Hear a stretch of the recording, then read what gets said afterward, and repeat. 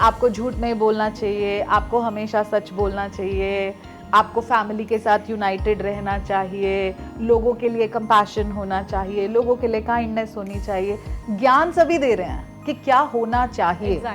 मगर कैसे इसको फॉलो करें, कैसे इसको अपने जीवन में उतारें, इसका कॉन्क्रीट सोल्यूशन किसी के पास नहीं है। Space motivation, it is not only motivation, it is about energy science, it is about psychology, and it is also about tools and techniques to be used to enhance what you want to do in life. हम सबको चाहिए कि हम safe feel करें।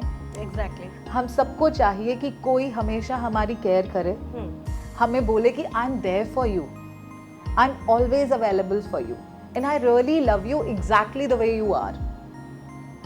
And the third one is being heard, कि कोई मुझे नहीं ना सिर्फ सुन रहा है बट मुझे समझ भी रहा है। ठीक है, जब हमारे ये तीनों इम्पेरेटिव्स शेक हो जाते हैं, एंजाइटी आ जाती है। गुस्सा आ रहा है मुझे आपके ऊपर, वॉमिटिंग नहीं करनी है। नमस्कार, आज के इस पॉडकास्ट में हम आपको इंट्रोड्यूस कराने वाले हैं एक ऐसे शख्स से जो आपकी लाइफ को बेटर से और ज़्यादा बेटर बना सकता है, आपके अंदर छिपी स्ट्रेंथ को बहुत ज़्यादा इन्हेंस कर सकता है, आपको जीवन जीने का एक सही और बढ़िया नज़रिया दे सकता है। हम बात कर रहे हैं नीलम बख्शी की, जो कि एक लाइफ कोच है। आपकी लाइफ को कैसे बेटर किया जा सकता है या लाइफ के अंदर क्या कुछ चेंजेस करके आप अपनी लाइफ के अंदर बहुत सारी चीजें जो आप पाना चाहते हो वो आप पा सकते हो। बात करें नीलम बख्शी जी से। नीलम जी, आपका बहुत बहुत स्वागत है। Thank you so much, thank you. जो मैंने आपके बारे में बोला, क्या इनफ था? Of course, I'll just add something to it. I have 110 international certifications in mind body alignment. I am equipped with 19 healing modalities, and at the same time I'm a body and psychotherapist, and I'm also a business coach. So this is all about me. यानी कि आपको एक ही personality में ना बहुत सारी चीज़ें मिल रही हैं, आप इनसे हर अपनी प्रॉब्लम का सॉल्यूशन ले सकते हैं। तो सबसे पहले हम बात करते हैं स्पेस मोटिवेशन 23 के बारे में, क्योंकि एक बहुत बड़ा प्रोग्राम दिल्ली में चल रहा है जिसने आसपास के इलाकों के अंदर धूम मचा रखी है। लोग इस प्रोग्राम से जुड़ने के लिए ताबड़तोड़ आगे आ रहे हैं। क्या है ये प्रोग्राम, क्यों डिजाइन किया गया है, इससे होने वाले फायदे क्या है, बहुत सारे सवाल है हमारे मन में। बात करते हैं नीलम जी से। नीलम जी, स्पेस मोटिवेशन 23, पहली बात तो ये प्रोग्राम है क्या? क्योंकि मोटिवेशन की अगर हम बात करें तो मोटिवेशन के लिए तो बहुत सारी और भी क्लासेस चल रही हैं, बहुत सारे और भी इस टाइप की जो चीजें हैं वो हो रही हैं। ये क्या है? Okay, thank you for asking this question. So Dimple, एक बहुत छोटा सा एफर्ट स्टार्ट किया गया था, तकरीबन 1.5 साल हो गया हमने फरवरी 2022 में स्टार्ट किया था। तब हमने जब ये प्रोग्राम स्टार्ट किया था तो हमें एक बहुत ही छोटा सा पर्सपेक्टिव दिया गया था बाय आदर्श सदन के हम फैमिलीज़ की यूनिटी के बारे में बात करेंगे। So they had given us a reference point also, जिसको कि मतलब कुटुंब प्रबोधनी नाम से एक बुक है जिसको हमें बेस दिया गया था और बोला गया था कि इसके बेसिस पर आपको काम करना है। तो of course when I read that book I realise कि इसके अंदर तो जो भी है वो शायद हम 2 या 3 दिन में ही कवर कर देंगे। तो बाकी क्या करना है। तो इंटरेस्टिंगली हमारा प्रोग्राम कुछ इस तरह से स्टार्ट हुआ कि दे सेड आपको जो करना है आप वो कीजिए। तो हमने इस प्रोग्राम के अंदर फैमिली यूनिटी के बारे में तो बात किया ही, इसके साथ में जो हम एक्चुअली करते हैं जिसके अंदर हमारा एक्सपर्टीज है, साइकोलॉजी एंड एनर्जी साइंस, हमने इसको भी इंक्लूड किया इसके अंदर। And the results were very dramatic, and that is when space actually got started. So as you can say, space motivation, it is not only motivation, it is about energy science, it is about psychology, and it is also about tools and techniques to be used to enhance what you want to do in life. तो डिम्पल, एक ना हमने एक process feel किया life में कि ज्ञान सभी दे रहे हैं कि आपको झूठ नहीं बोलना चाहिए, आपको हमेशा सच बोलना चाहिए, आपको फैमिली के साथ यूनाइटेड रहना चाहिए, लोगों के लिए कंपैशन होना चाहिए, लोगों के लिए काइंडनेस होनी चाहिए। ज्ञान सभी दे रहे हैं कि क्या होना चाहिए। मगर कैसे इसको फॉलो करें, कैसे इसको अपने जीवन में उतारें, इसका कॉन्क्रीट सोल्यूशन किसी के पास नहीं है। तो हम जब ये टूल्स एंड टेक्निक्स देते हैं और root cause of the problem पे जाते हैं, से फॉर एग्जांपल हम अपने बच्चे को बोलते हैं कि बच्चे तुझे गुस्सा बहुत आता है, अब हमने अपने बच्चे के ऊपर एक स्टिकर लगा दिया है कि तुझे गुस्सा बहुत आता है। ठीक है, अब सारी दुनिया उसको बोल रही है अरे ये तो बहुत गुस्से वाला है, अरे ये तो बहुत गुस्से वाला है, लेकिन वो गुस्से वाला है क्यों? ऐसा क्या प्रॉब्लम है उसकी लाइफ में, ऐसा क्या इमोशनल इश्यूज हैं उसकी लाइफ में, ऐसी क्या फीलिंग स्टक है उसके अंदर कि वो इतना अग्रेसिव हो रहा है? इसके बारे में कोई बात नहीं कर रहा। जैसे ही हम उस root cause of the problem पे पहुंचते हैं, फर्स्ट ऑफ ऑल प्रॉब्लम पता चल गई तो सॉल्यूशंस हजार हैं। ठीक बात है। तो जैसे ही हम उस प्रॉब्लम को आइडेंटिफाई करते हैं, हमारे ये tools and techniques, we start working on it, and that's what we are exactly doing in space. तो जैसा कि मैंने बोला था, शुरू तो हमने बहुत छोटे पैमाने पे किया था। बहुत इंटरेस्टिंगली हमारा पहला लेवल बना जिसके अंदर हम बहुत ज़्यादा अपनी पर्सनल क्लीनिंग के ऊपर, पर्सनल फिजिकल एस्पेक्ट्स के ऊपर, पर्सनल माइंड के ऊपर, इमोशंस के ऊपर, स्पिरिचुअलिटी के ऊपर काम करते हैं। इंटरेस्टिंगली फीमेल्स जो कर रही थी वो बैच, उन्होंने बोला कि हम तो आपको नहीं छोड़ेंगे। एंड जैसे ही उन लोगों के अंदर वो एंथुसियाज्म फील हुआ, हमने लेवल 2 क्रिएट करा। ओके। लेवल 2 क्रिएट करके हमने बोला ये जो मी का सर्कल है ना, जहाँ पर मैं, तो बेसिक क्लास में हम मैं पर ही काम कर रहे हैं। मेरे फिजिकल एस्पेक्ट्स, मेरे इमोशनल एस्पेक्ट्स, मेरे इंटेलेक्चुअल एस्पेक्ट्स, मेरी स्पिरिचुअलिटी। जब हम लेवल 2 पर पहुंच जाते हैं तो हम वहां जाकर एक सर्कल आगे बढ़ते हैं लाइफ में, जो है मेरा फैमिली, मेरे रिलेटिव्स और मेरे फ्रेंड्स। वाओ। अब जैसे हमारा लेवल 2 खत्म हुआ, दे वर लाइक हम तो नहीं छोड़ेंगे। Then we created level 3, which is about society and spirituality, purely about spirituality and society, how to make difference in the society. That became our level 3, and that is how it has been going on and on and on. And then when we finished our level 3, everyone was like हम तो नहीं छोड़ेंगे, अभी like क्या करना है? So everyone is like हमें ना नीलम बख्शी बनना है। और ये ना मुझे लाइफ में हमेशा बहुत गलत सा स्टेटमेंट लगता है कि हमें कोई और बनना है। हमें कोई और नहीं बनना, हमें किसी की फोटोकॉपी नहीं बनना। एग्जैक्टली। हमें अपना ओरिजिनल एस्पेक्ट लाना है। Being you is actually the real gift to this world. So I said I am ready to do the teachers training course with all of you, लेकिन मुझे एक प्रॉमिस चाहिए कि आप में से कोई भी नीलम बख्शी नहीं बनेगा। आप में से सब लोग वो बनेंगे जो आप रियली हैं। And this is how we started our teachers training programme also. तो लेवल 1 चलता है, लेवल 2 चलता है, लेवल 3 चलता है, फिर टीचर्स ट्रेनिंग प्रोग्राम चलता है। जो लोग फिलहाल टीचर्स ट्रेनिंग प्रोग्राम नहीं करना चाहते, उनके लिए एलुमनाई बैच चलता है, जिसमें हम रिविजन्स करते हैं, जिसके अंदर हम डिफरेंट एस्पेक्ट्स को और एनहांस करने में हेल्प करते हैं। This is how the whole program is going on right now. Neelam ji, ये जो प्रोग्राम है आपने बताया बहुत इंटरेस्टिंग तो लग ही रहा है, बट ऐसा लग रहा है कि प्रोग्राम्स के अंदर ऐसा क्या है जो लोग खींचे आ रहे हैं? क्योंकि आपने बताया कि इमोशंस पे आप कंट्रोल करना सिखा रहे हैं और सभी को लाइफ कैसे जीनी है उसके बारे में आप बता रहे हैं, और ना बता रहे हैं, आप उनको टूल्स एंड टेक्निक्स दे रहे हैं जिसकी वजह से उनकी लाइफ बहुत सॉर्ट होती जा रही है। सवाल ये आता है कि इस प्रोग्राम्स के अंदर जो लोग जुड़ रहे हैं, क्या कोई पर्टिकुलर जोन है कि भाई लेडीज़ ही ज़्यादा आ रही हैं या जेंट्स ज़्यादा आ रहे हैं, या बच्चे के लिए भी आपने इस टाइप के कोई प्रोग्राम्स इसमें डिज़ाइन किए हैं? तो सबसे पहले तो मैं बात करूंगी, जो आपने कहा इमोशंस को कंट्रोल करना, तो इमोशंस को कंट्रोल नहीं, बैलेंस करना सिखा रहे हैं हम। Now coming back to the next stage, हमारे प्रोग्राम्स कुछ इस तरह से चलते हैं कि फीमेल्स के लिए भी प्रोग्राम चल रहा है, बिजनेस ओनर्स और वर्किंग प्रोफेशनल्स के लिए एक डिफरेंट लेवल का प्रोग्राम चलता है जो कि हम संडे को रन करते हैं, जिसमें प्योरली बिजनेस ओनर्स और वर्किंग प्रोफेशनल्स आते हैं, बिकॉज उनकी रिक्वायरमेंट्स डिफरेंट होती हैं, उनके चैलेंजेस डिफरेंट होते हैं, उनको कैसे बैलेंस करना है, वर्क लाइफ बैलेंस कैसे करना है, उनको ऑफिस कॉन्फ्लिक्ट्स किस तरह से हैंडल करने हैं, उनको बिजनेस ग्रोथ किस तरह से करनी है। हम इसके ऊपर टूल्स एंड टेक्निक्स पे काम करते हैं, तो that's a separate programme, thanks for asking. इसके अलावा बच्चों का हमने अभी तक सिर्फ एक प्रोग्राम ऑर्गेनाइज किया है, you matter the most. Interestingly वहाँ पर क्या हुआ, we realised 12 kids were there, it wasn't a very big group, 12 बच्चों का हमारा बैच बना, लेकिन हमने देखा कि 12 के 12 बच्चों के अंदर एंजाइटी है। By the time we finished the program, there were magical, miraculous results. So, of course, we have to start with another group, but right now we've just done one group for kids.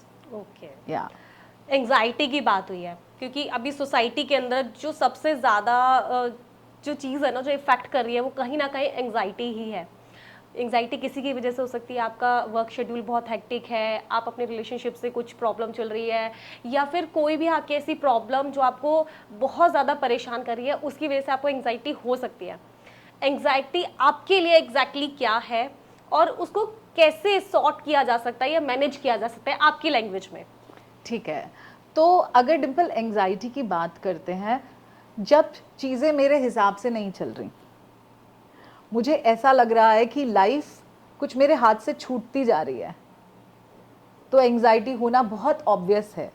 अब ये anxiety का root cause क्या है, तो अगर इसको समझें तो हमारी लाइफ में ना, चाहे आप हों, चाहे मैं हूँ, चाहे बच्चे हों, चाहे बूढ़े हों, हमारी लाइफ की ना सिर्फ 3 रिक्वायरमेंट्स हैं, सेफ्टी, नर्चरेंस, बीइंग हर्ड।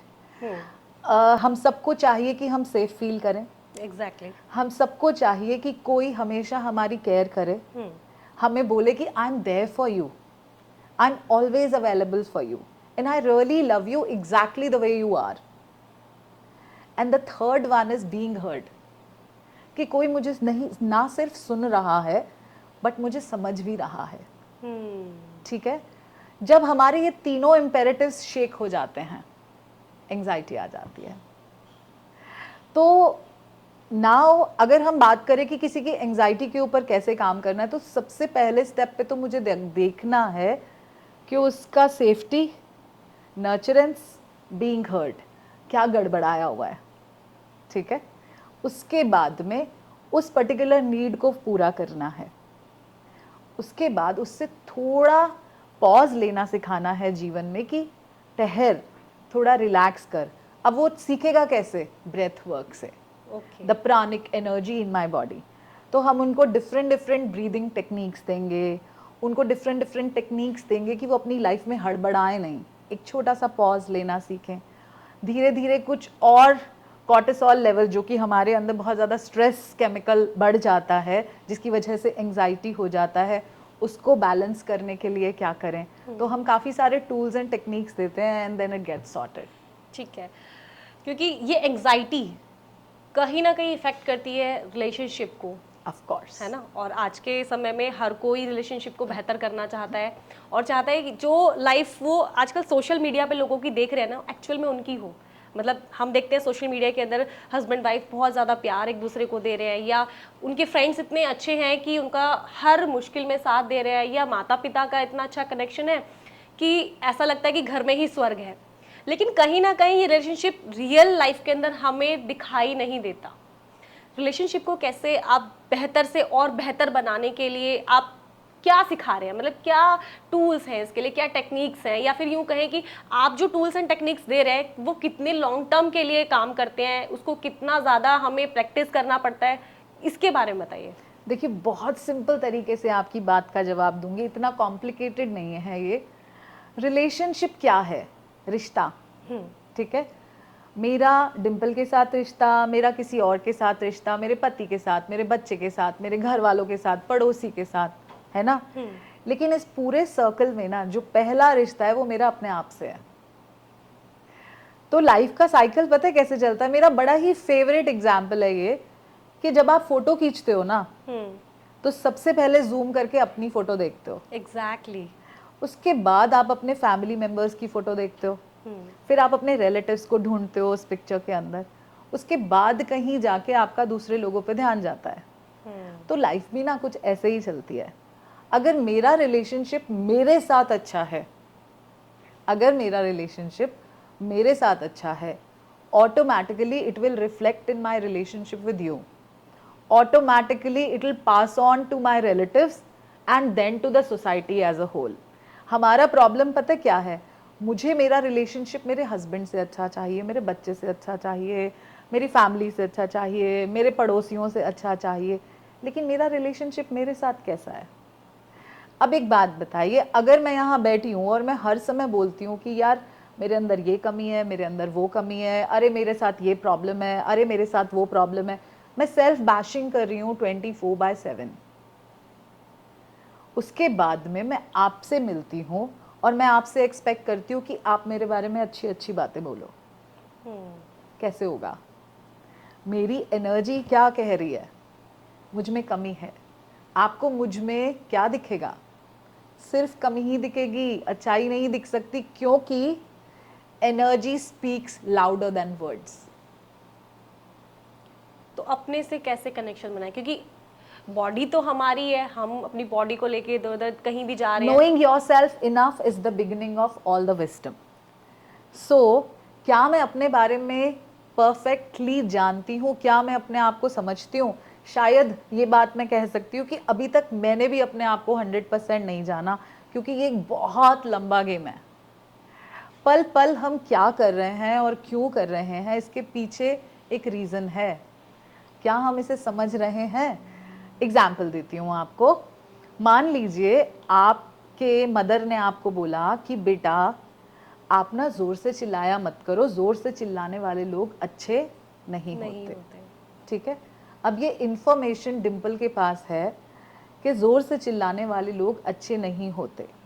ठीक है, अब अगर मुझे आपसे बात करनी है और आप मेरी बात सुन नहीं रहे और मैंने आपको ज़ोर से चिल्ला दिया, चाहे मैं कितनी ही अच्छी क्यों ना हूँ, मैं लाइफ कोच हूँ, मैं ये हूँ, मैं वो हूँ, I feel I am very sorted, how will you take me? Not as a good person. Yeah. Am I not a good person, or you are perceiving me to be a bad person? You are perceiving me to be a bad person. Why? Because the information with you is that जो लोग जोर से बोलते हैं वो अच्छे लोग नहीं होते। अब मेरा और आपका रिलेशनशिप अच्छा कैसे हो सकता है? आप कोशिश ही नहीं करोगे मेरे साथ एक अच्छा रिलेशनशिप बनाने के लिए, क्योंकि मैं आपके पैरामीटर्स में फिट ही नहीं आ रही हूँ। What if I make you realize that it's absolutely fine to scream when the need be? The moment you have processed that information, automatically you realize that your connection with me will get better. जैसे हमने आपसे discuss किया कि अपने आप को कैसे तलाशें या खुद से कैसे हम अपना खुद का कनेक्शन बना सकते हैं, खुद का रिलेशनशिप अच्छा कर सकते हैं। सवाल ये भी आता है कि फिर इनर पीस को कैसे ढूंढें, क्योंकि इनर पीस जब तक नहीं होगा आप खुद को नहीं तलाश सकते हैं, और जब आप खुद को नहीं तलाश पाएंगे तो आप किसी और के साथ अपना रिलेशनशिप अच्छा नहीं कर पाते। कहीं ना कहीं एक दूसरे से कनेक्टेड है सारी चीजें। इनर कनेक्शन इनर पीस देता है। मैं जैसी हूं, I am at peace with myself. Let's take a small example कि मैं मान लीजिए कुछ गलत काम कर रही हूँ। Say for example according to your parameters मैं कुछ गलत काम कर रही हूँ। Say for example according to you रोना अच्छी बात नहीं है।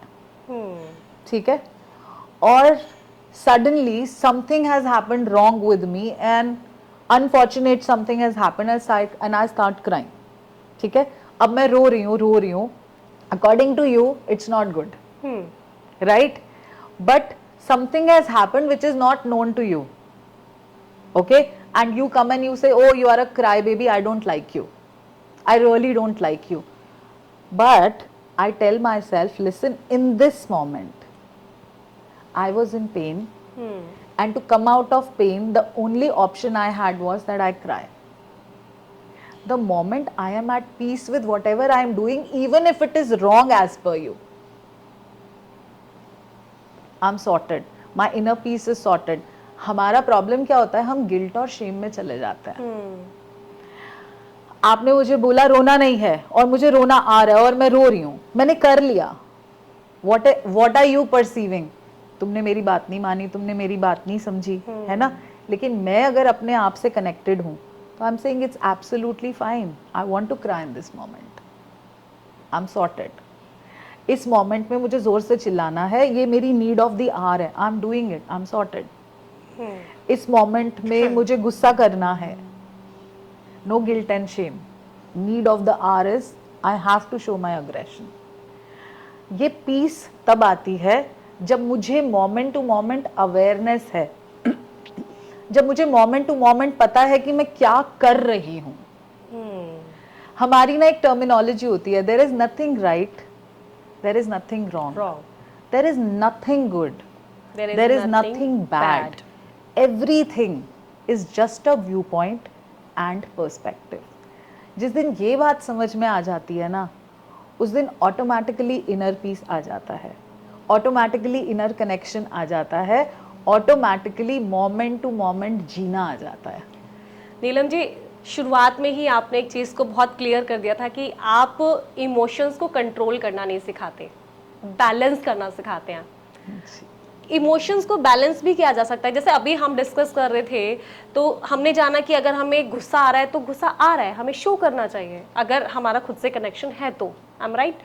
तो बैलेंस कैसे करें? अगर गुस्सा अगर किसी व्यक्ति के अंदर ज़्यादा है, वो पूरे दिन गुस्सा गुस्सा गुस्सा कर रहा है, या फिर इमोशन ज़्यादा हैं, वो पूरे दिन रो रहा है, या फिर किसी बात को लेके एकदम से हर्ट हो जाता है, तो कैसे बैलेंस होगा ये सब चीज़ें? यहाँ पर मैं थोड़ा सा करेक्ट करूंगी। जब हम बोलते हैं कि गुस्सा आ रहा है तो गुस्सा शो करो, that is called awareness, need of the hour. गुस्सा आ रहा है, मुझे आपके ऊपर वॉमिटिंग नहीं करनी है। सो इट्स लाइक मेरे दिमाग में कुछ आया और मुझे लगा कि यही ठीक है और मैंने आकर आपके ऊपर उल्टी कर दी। We not talking about that. Okay, what we are talking about here is that I take a pause and I say, in this moment I will have to show anger. I am not angry, I will have to show my anger. फर्क है। छोटा सा example लेते हैं। आपकी छोटी बच्ची है, ठीक है, मान लीजिए वो इलेक्ट्रिसिटी के स्विचेस में बार बार हाथ डाल रही है। आपने उसे एक बार समझाया, बेटा मत करो करंट आ जाएगा, नहीं मानी। दूसरी बार आपने बोला, नहीं मानी। तीसरी बार आपने बोला कि इसको जोर से चिल्ला के बोलूंगी तो ये डर जाएगी, हाथ नहीं डालेगी। Now you took a pause, you decided deliberately कि अब मैं इसको गुस्सा करूंगी ताकि ये अब डर जाए इस एस्पेक्ट से और अब ये दोबारा इस एक्टिविटी को ना करे। This is called awareness before processing any emotion. तो मैं रो रही हूं तो मुझे पता है कि अभी ना मेरे को बहुत सैडनेस हो रही है बॉडी में, अगर मैंने इसे प्रोसेस नहीं किया तो शायद मैं और बीमार हो जाऊंगी। I really want to take it out. बच्चा भी पैदा होता है ना तो उसको मारा जाता है कि नहीं रो। इट्स समथिंग लाइक दैट कि मेरे अंदर सैडनेस एक्यूमुलेट हो गया है and I really want to take it out. And I take a pause and I say like, I really feel like crying. Now this is deliberate. Okay. So emotion को awareness के साथ use करना is emotional balance. ठीक है ma'am, बहुत बार बोलते हैं रोना अच्छा नहीं होता है, मतलब नेगेटिविटी को शो करता है कि आप हर वक्त रो रहे हो तो घर के अंदर उसी टाइप का माहौल, उसी टाइप की एनर्जी हमको दिखती है। मना किया जाता है कि ज़्यादा रोगे तो घर में नेगेटिविटी हो जाएगी या अच्छी चीज़ें नहीं होगी। रोना कितना सही हो कितना गलत है? क्योंकि अभी आपने डिस्कस किया कि अगर आपको इमोशंस है आपके इस तरह के कि आपको रोना है तो आप रोगे, लेकिन रोना कितना सही हो कितना गलत, मतलब हमारी बॉडी पर कितना इफेक्ट डालता है वो? देखिए again it's a very simple answer कि एग्जैक्टली सिचुएशन क्या है। अब एक छोटी सी बात बताइए, ये जो आजकल पॉजिटिविटी पॉजिटिविटी पॉजिटिविटी, इतना पॉजिटिविटी वर्ड यूज किया जाता है कि इट हैज बिकम टॉक्सिक। मतलब हर बात में पॉजिटिव रहो। अनफॉर्चुनेटली किसी के घर में कोई मिस हैपनिंग हो गई है, आप उसको बोल रहे हो पॉजिटिव रहो, कोई बात नहीं, नहीं ना, उसके साथ मिस हैपनिंग हुई है, वो तो रोएगा ना। इसमें क्या नेगेटिविटी है और क्या पॉजिटिविटी है? Living moment to moment is the art of life. इस मोमेंट में मुझे बहुत ज्यादा अब देखिए क्या होता है, पहले लेवल पर आता है सैडनेस।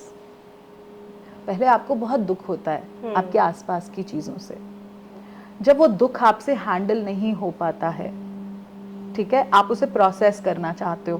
प्रोसेस करने के दो तरीके हैं, एक या तो आप अग्रेसिव हो जाओगे, आप बहुत दुखी हो अंदर से, तो आप या तो बहुत गुस्से में आ जाओगे, या फिर आप मजबूर बन जाओगे, I am the victim of circumstances, और रोना शुरू कर दोगे। बजाय ये कहने के कि डिम्पल रोना मत, रोना बहुत बुरी बात होती है, रोने से घर में नेगेटिविटी आती है।